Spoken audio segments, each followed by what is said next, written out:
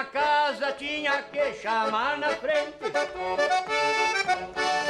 pra evitar qualquer bobagem, prende ele na corrente. Quando me via chegar, dava pulo de contente.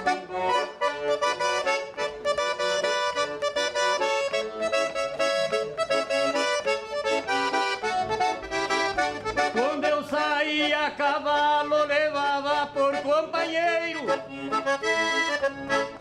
Saía quando na frente, dando pulo de faceiro.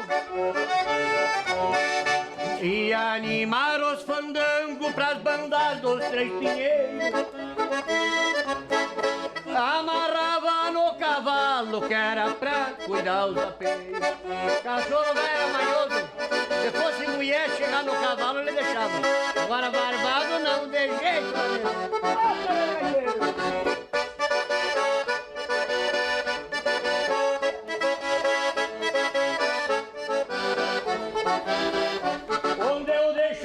Meu pingo ele ficava deitado. Se algum estranho chegasse meio mal intencionado pra roubar alguma coisa do lombo do meu tostado, esse meu cachorro preto dava conta do recado. Se havesse uma peleia com o dono, saía peleando no meu costado. Você nas lidas de campo, sua ajuda estava pronta. Se algum boi bravo escapasse, meu cachorro dava conta. Dava um bote no focinho e ali que o bicho se atonta.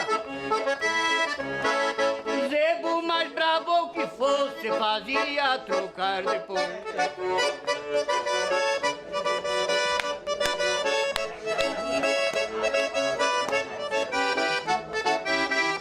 Este cachorro morreu, mas tô criando outro igual.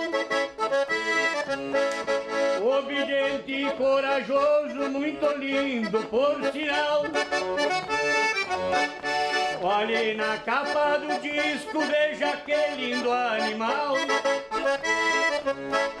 Filho do cachorro preto cruzado com o policial. Obrigado! Vai embora, vai ter, velho!